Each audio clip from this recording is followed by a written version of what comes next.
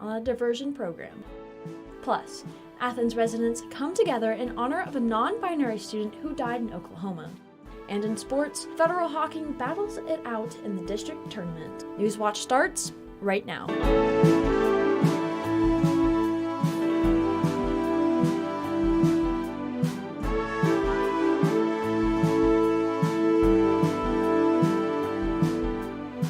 Good evening, I'm Allison Patton. Welcome to Newswatch. Tonight, frustration in Athens City Council as the municipal court continues to ignore requests to come and testify about key diversion programs. Joining us live from Athens City Hall, news reporter Jack Green. Jack, what is the latest?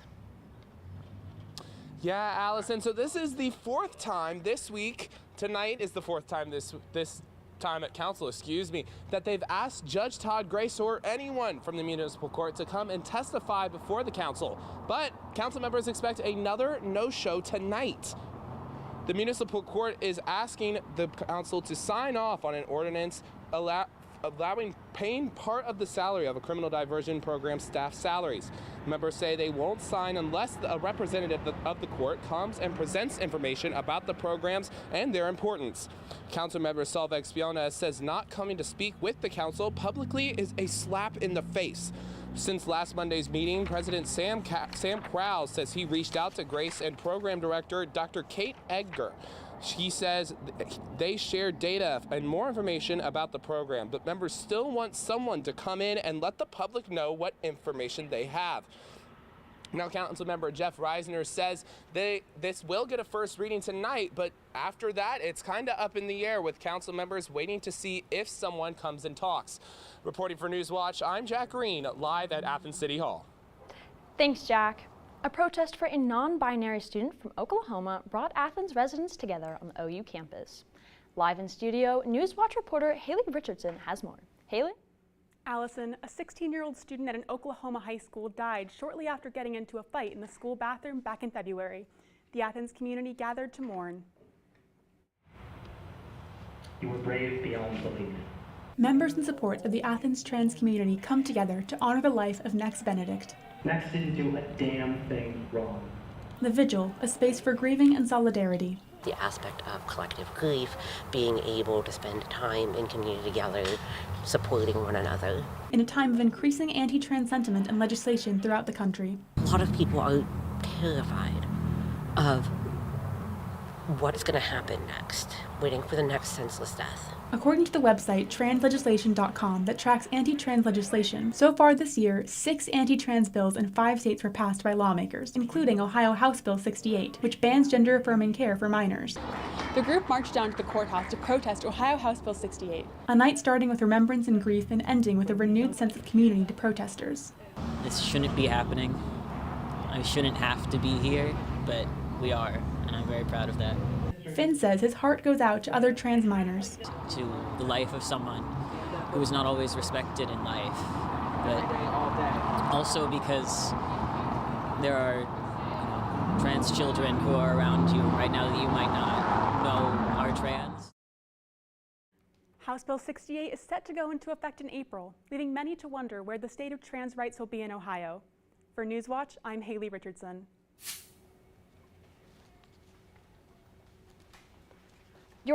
You're taking a look at the live Nelsonville Town Square, where today it was very sunny and reached a high of 75 degrees. Today was also a very beautiful and sunny day here in Athens. Joining us now is Newswatch forecaster Isabel Isco. Isabel, what should we expect to see from here on out? It has been a warm moment out there. I could see Jack was out there in his t-shirt. I'm very jealous being inside, but it's going to be continuing these warmer temperatures that we've been seeing into these next couple of days. It's definitely feeling a little unseasonal out there with that temperature high today of 75 and that low that we'll be seeing later on in the night of 49. Looking at these past 24 hours, you could see we were dipping into those just mid-30s, pretty high for this time of year. And once we got into the daytime temperatures, up to 77 on there, and right now we're looking at 75 here in Athens. As you go a little south, Huntington, you're winning with 78 degrees, Columbus 73, Newark, I don't think that's right. That's probably in Zanesville, 74. Currently, we're starting to get a little bit cooler temperatures. That was from about half hour ago. Now we're looking at 70 degrees, so it's starting to cool down, but definitely still going to be a nice one out there with those clear skies. Looking at this satellite, you could see that we're going to be in this clearing for a little bit. Those clouds are starting to make their way in, and we're going to be seeing a little bit of rain as we go into this week. I'll be getting into how can that be affecting your week and into this weekend. Let's take it back to Allison. Thank you, Haley. The state agency that requested investigations for First Energy are now pulling out on their request. This was determined after Ohio Attorney General Dave Yost told the Public Utilities Commission of Ohio to halt the investigations related to House Bill 6. PUCO restarted the 4 related cases last month, but Yost sent a letter saying if former Chair Sam Randazzo and former First Energy execs Chuck Jones and Mike Dowling testify, they can get state immunity on their testimony. A police chase on a busy interstate in Cleveland leaves bystanders stunned. The Ohio Department of Transportation showed a video of 2 horses skipping through traffic on Interstate 90 this past weekend. The horses came from the Cleveland Police's mounted unit and somehow escaped their stables. Eventually, the 2 suspects were caught and returned to their paddock. Coming up, lawmakers scramble to avoid a partial shutdown. Plus, shipments of the first over-the-counter birth control pills in the U.S. started today. It's been feeling pretty warm out here. When are those temperatures going to get a little bit more seasonal here in Athens? I'll be talking about that next on Newswatch. They're some of the best railway adventures in America. It's beautiful. I love it. Offering luxury service, incredible views, and a unique experience. It gives people a chance to relax. It's a nostalgic look Look how big it is. It's huge. at these one-of-a-kind trains It's like traveling back in time. The golden age of train travel. on great scenic railway journeys. Tonight at 8 on WOUB. An epic treasure hunt. Go, go, go. Clues that go back 150 years. Stunning. And now, a brand new adventure across America. This is so amazing. For 2 explorers, it's the quest of a lifetime We found it. No doubt about it. to rediscover America's extraordinary treasures.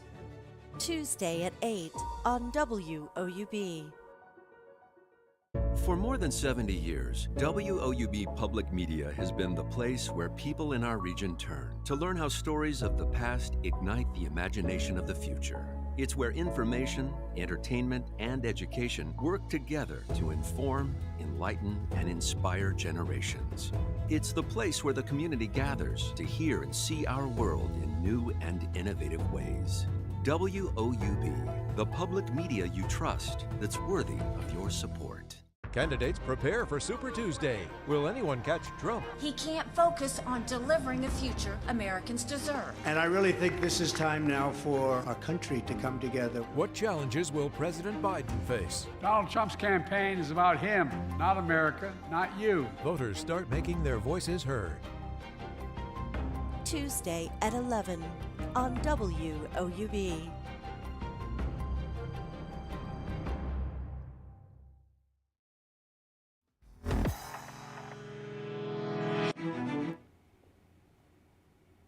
For the second time in weeks, lawmakers are scrambling to avoid a partial shutdown as another funding deadline looms.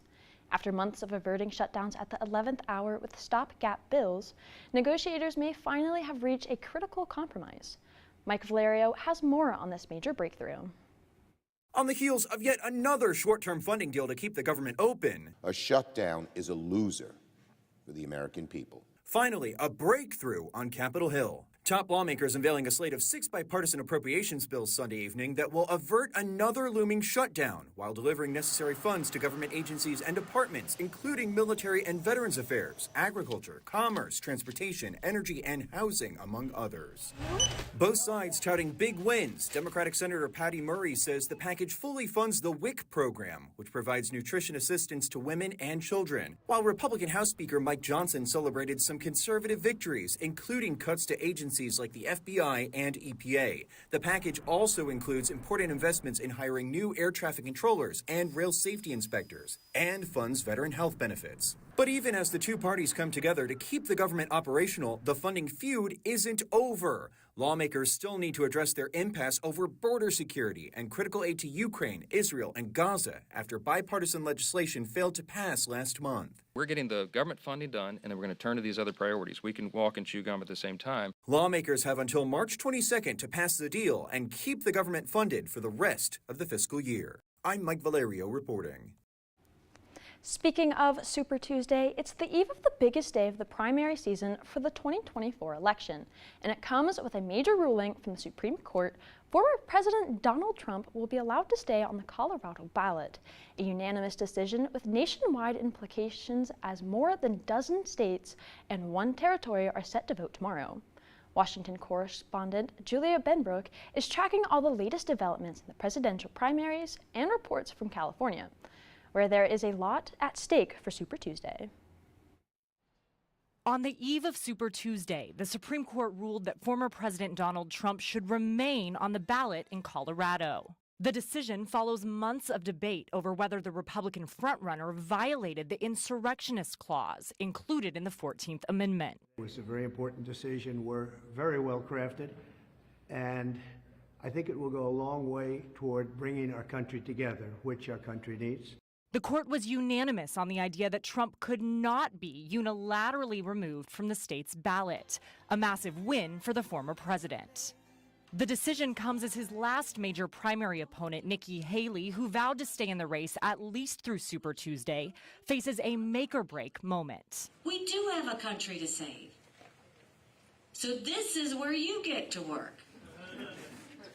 We need to make sure we go out in force on Tuesday. Haley secured her first primary win this week in Washington, D.C., but some GOP strategists say Tuesday's race could be the final contest in her 2024 run. There's just no path forward for Nikki Haley. She's a former governor. She had foreign policy chops. She had all of the resume and the presentation that should have done well, but she didn't. More than 1/3 of the total delegates in both the Democratic and Republican presidential primaries are up for grabs on Tuesday. Reporting in Los Angeles, I'm Julia Benbrook. A much-needed break from mother danger could give Texas firefighters battling deadly wildfires the advantage they need, thanks to a cold front sweeping across the Panhandle region and surrounding states. Multiple wildfires are still burning, with well over 1 million acres turned to ash. Thousands of livestock have been lost and hundreds of homes and other structures decimated. For many cattle that have survived so far, there's no grass to eat and no water. In Hempfield County, nearly 80% of the land has been scorched. That's in the state's Panhandle, where around 28% of the nation's beef herds are raised. A woman whose home near Canadian Texas was destroyed in suing Xcel Energy, the area's power company, alleging that a fallen power pole started the fire. The Texas A&M Forest Service is investigating the fire and has not pinpointed a cause yet.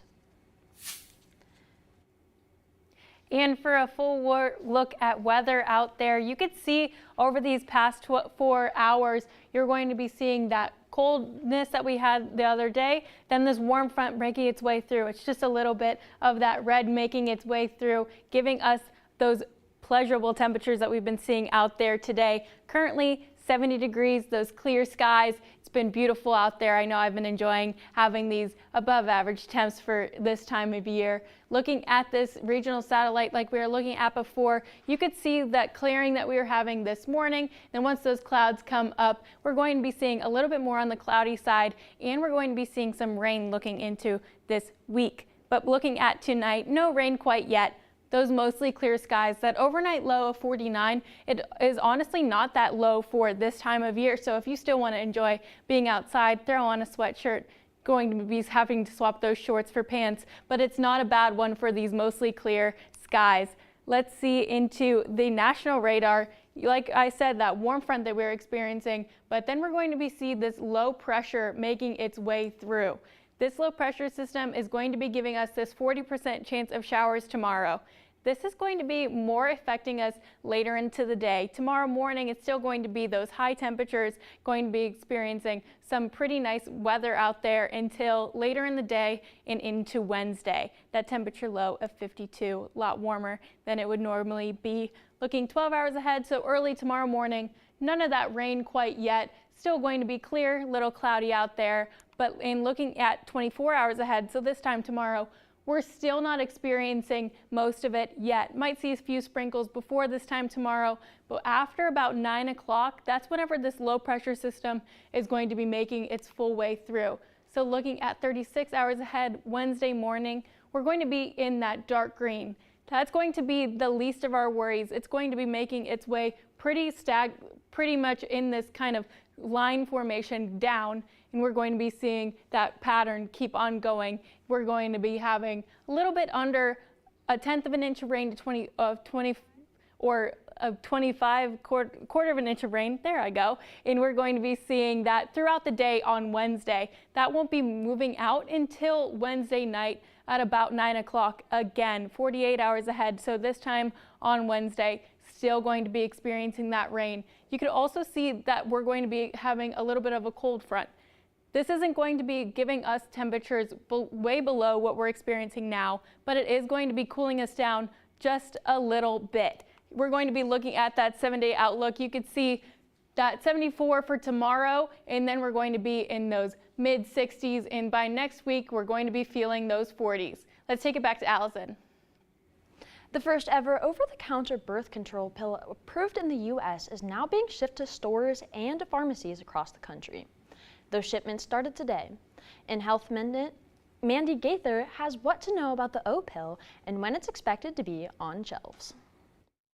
It's the first birth control pill that'll be available without a prescription. O-pill shipments are now underway, and the oral contraceptive should be in stores and online in the coming days and weeks. So to know that it's coming, I think, is a win for everybody.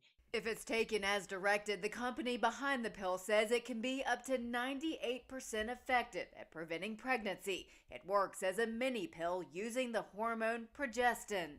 And our decades of experience and knowledge with progesterone to say O-pill is safe and making it over the counter is going to improve access. The manufacturer suggested retail price is $19.99 for a 1-month supply and $49.99 for a 3-month supply. Some of the pharmacies that have said they will carry it include CVS and Walgreens. You can expect to see it in the family planning section. It will also be available online at opill.com and other online retailers. For most birth control, we do recommend that people use a backup form of contraception the whole first month to be safe, and follow the instructions and take it at the same time of the day, every day. For Health Minute, I'm Mandy Gaither. Manufacturer says the company will have a cost assistance program available for qualified low-income and uninsured people. She says it should be available in the coming weeks. For people with insurance, the spokesperson says O-pill may be eligible to be paid for or reimbursed through flexible spending or health savings accounts. JetBlue Airways pulls out of its deal to purchase Spirit Airlines. The decision comes in the wake of a federal court ruling blocking the deal from taking place on antitrust grounds. The Justice Department had argued airfares could go up if the Spirit was no longer an independent airline. The companies had appealed the judge's ruling blocking the deal, but today both issued statements saying they wouldn't be able to overcome the legal obstacles to complete the merger. As part of its decision to end the deal, JetBlue agreed to pay Spirit $69 million. Next in sports, the Lancers progress into the district tournament. And be sure to follow us on all of our social media pages on X, formerly Twitter, Instagram, and YouTube.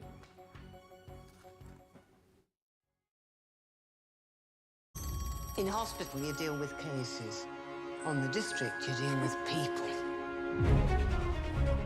When mothers come to us, they bring everything they are with them.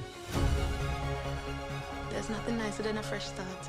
You have done your best. Sometimes our best must be enough. We're gonna take good care of you. We're here with you now. Cool the Midwife premieres March 17th on PBS and the PBS app. We're all living with too much toxic stress, emotional turmoil, and frustrating disruptions affecting every aspect of our lives. But it doesn't have to be that way. Dr. Deepak Chopra shows us a path filled with inner peace, vibrant energy, and profound joy. Ancient wisdom combined with the latest in scientific research. Please join us for Deepak Chopra, your path to enlightenment. Tuesday at 9:30 on WOUB. This is a special cub, chosen for life in the wild. But preparing a captive-born panda to roam free isn't easy. Little is known about wild panda life. Meet the dedicated team who spent years shedding light on the wild world this little panda will face. Wednesday at 8 on WOUB. President Biden's first term is coming to a close, with issues persisting at home Under President Biden, America has laid out a welcome mat. and abroad. History shows us if we allow an aggressor to take land with impunity, they keep going. Can the president instill a sense of unity amongst a divided nation? Thursday at 9 on WOUB.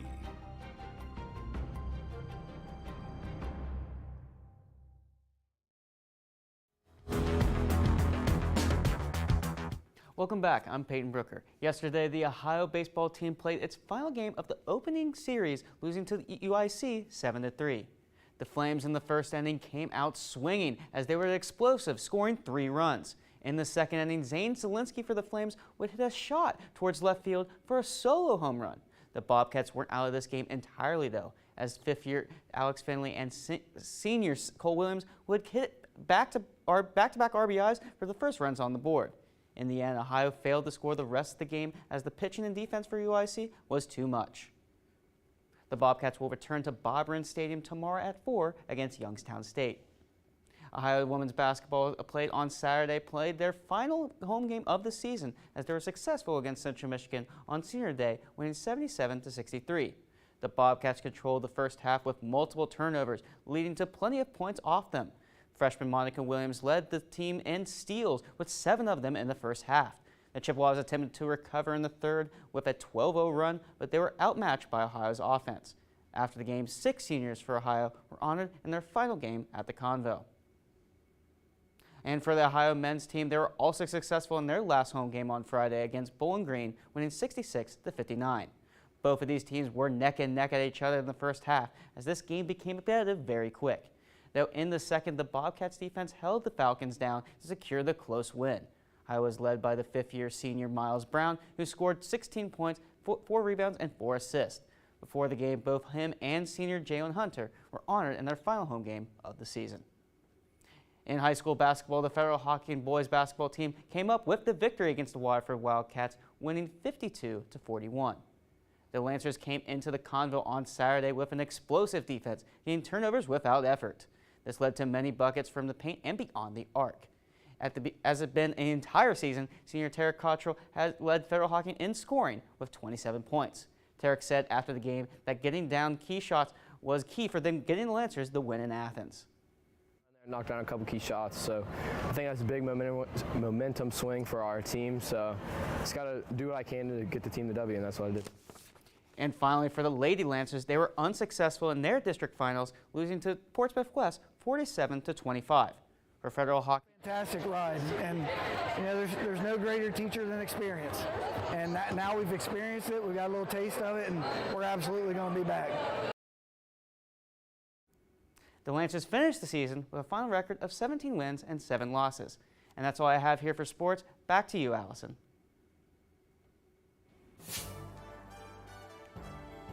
Still ahead, a daring rescue to help a trapped truck driver dangling high above water. But first, here's a look at what's coming up tonight on your public television station.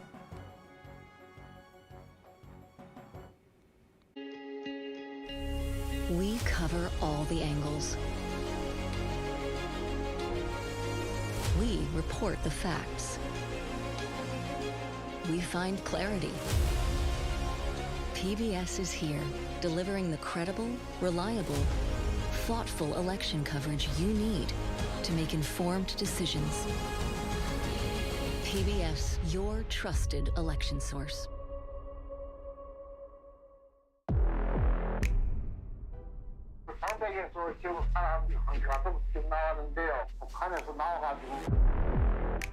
We're creating a mixed income community. Being low income shouldn't bar you from experiencing a higher quality of life. I have grown up in a journalism environment where I was frequently the only woman in the room. At some point, a row of trees went in. I feel segregated. They were planted to hide this community. We live in a virtual reality world. Everybody everywhere knows what's going on. So people are aware that there's a problem here. I wanted her story told, and I felt good that I was the one that was able to tell it. I know how to do other things to survive. Rise up and say, you know what? Enough is enough.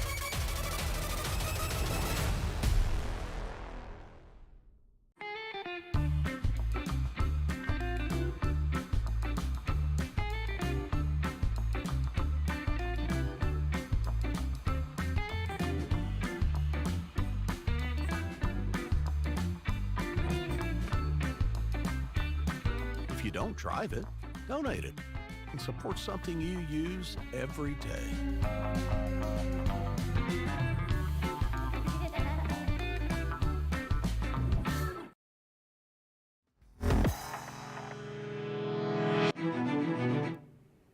Finally, tonight, take a look at the moment a mid-air rescue unfolded to rescue a driver from a truck dangling off a bridge.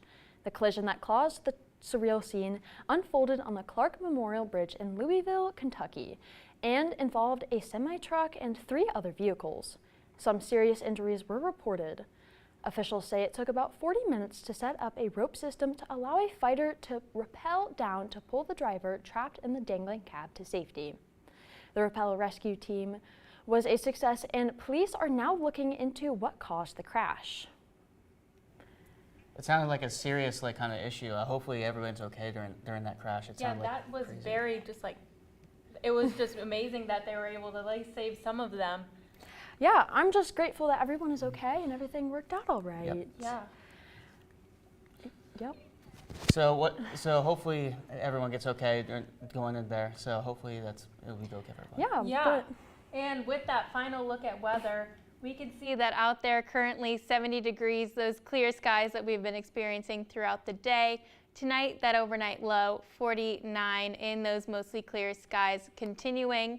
As we look into tomorrow, that 40% chance of showers that we're seeing, that's going to be happening later in the night, past sunset. So that temperature high of 74, we're really going to be feeling throughout the day. So make sure to enjoy it before that rain comes in. We're going to be looking at that 3-day outlook. Wednesday is whenever we're going to be getting most of the rain, and it's starting to cool down once again, but not too chilly out there. Then looking at Friday, that rain's going to be looming back in. That rain that we're going to be seeing this weekend, Friday, Saturday, and into Sunday is going to have the brunt of it on Saturday. So make sure you're having that umbrella with you for most of this week. You're going to need it. And looking into later next week, we're going to be seeing those temperatures get out of those 60s and go back into those 40s and 50s like we're used to. So definitely enjoy this warm week while it's happening. And that does it for our broadcast this evening. Thanks for watching. For Isabella Isco and Peyton Brooker, I'm Allison Patton. Stay tuned for the PBS NewsHour coming up next. And remember, you can find the latest news anytime at woub.org or follow us on social media. Have a great night.